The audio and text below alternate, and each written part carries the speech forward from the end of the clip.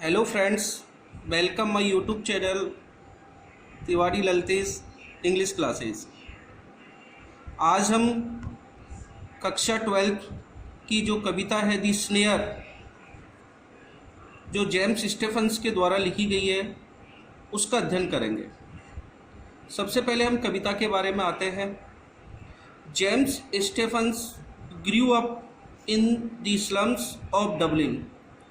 James Stephens Dublin में एक slum, एक गंदी बस्ती में पला बड़ा, ग्रू अप, बड़ा हुआ।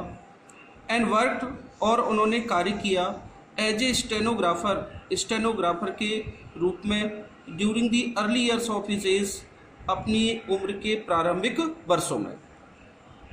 Letter he serve for some years as an assistant curator in Dublin. बाद में उन्होंने कुछ साल डबलिन में असिस्टेंट क्यूरेटर के रूप में काम किया। He had deep interest in Gaelic art, legends, literature and culture. उनकी गहन रुचि थी गैलिक कला में, लीजेंड पौराणिक कथाओं में, लिटरेचर साहित्य में, एंड कल्चर संस्कृति में।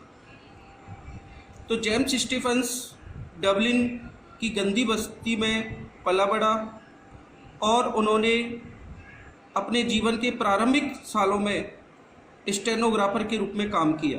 बाद में उन्होंने डबलिन में असिस्टेंट क्यूरेटर के रूप में काम किया और उनकी गहन रुचि गैलिक कला में, पौराणिक कथाओं में, साहित्य में और संस्कृति में थी। The poem depicts a rabbit in a snare crying out of pain. यह जो कविता है वो हमें चित्रित करती है एक खरगोश जो कि एक जाल में फंसा हुआ है, उसकी दुख भरी आवाज़ को। दी पॉइट कैन रिकॉग्नाइज, कवि पहचानता है, दी वॉइस ऑफ द रैबिट, उस खरगोश की आवाज़ को, विद हिज पा, जिसका जो पंजा है, इनटू द स्नेयर, जाल में फंसा हुआ है।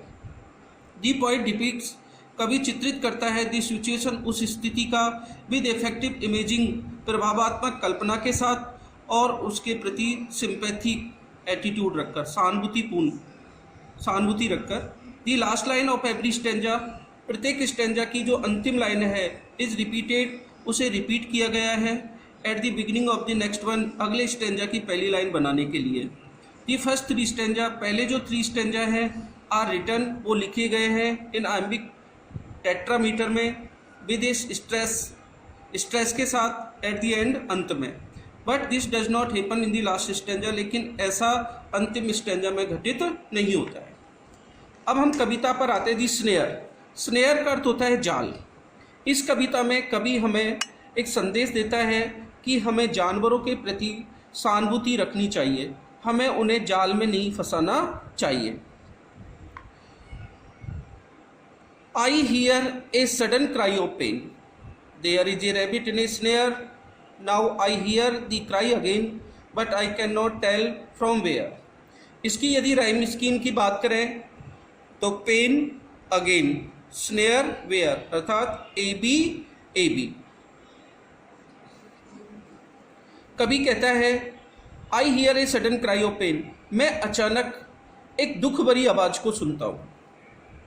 There is a rabbit in a snare, और कभी उस दुख भरी आवाज़ को पहचानता है कि यह जो आवाज़ है वो एक खरगोश की है जो एक जाल में फंसा हुआ है।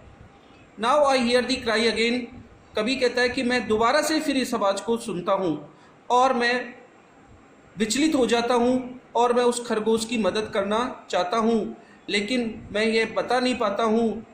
But I can not tell from where, लेकिन मैं बता नहीं पाता हूँ कि ये आवाज़ कहाँ से आ रही है। अब इस स्टैंजा की जो अंतिम लाइन है, but I can not tell from where, लेकिन मैं बता नहीं सकता कि ये दो रैबिट की जो दुख भरी जो आवाज़ है वो कहाँ से आ रही है, वो सेकंड स्टैंजा की पहली लाइन है। But I can not tell from where, लेकिन मैं बता नहीं सकता कि ये दुख भरी आवाज़ कहाँ से आ रही है। He is calling out of for aid, he is calling out, वो आवाज़ लगा रहा है, फॉर एड, सहायता के लिए, कि जो खरगोश है वो सहायता के लिए बार बार आवाज़ लगा रहा है।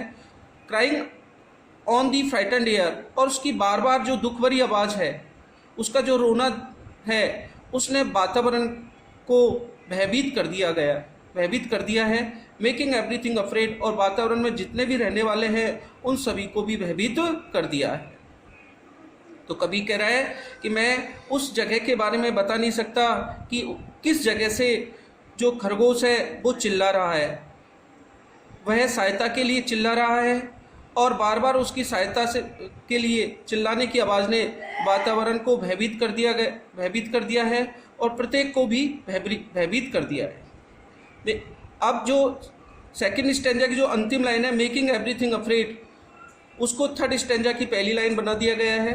Making everything afraid, wrinkling up his little face, उसका जो छोटा चेहरा है वो सिकुड़ गया है। रिंकल अप माने सिकुड़ जाना। H he cries again for help, जैसा कि वो दोबारा सहायता के लिए चिल्ला रहा है। And I can not find the place, लेकिन कभी असमर्थ है उस स्थान को ढूंढने में जहाँ से वो आवाज़ आ रही है।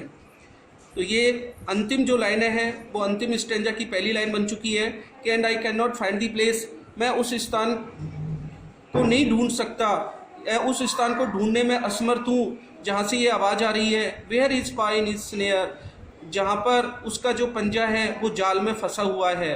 लिटिल वन, ओ लिटिल वन, ओ छोटे प्राणी, ओ छोटे प्राणी, आई एम सर्चिंग एवरीवेयर, मैंने तुझे हर जगह ढूंढा लेकिन मैं तुझे ढूंढने में असमर्थ हुआ।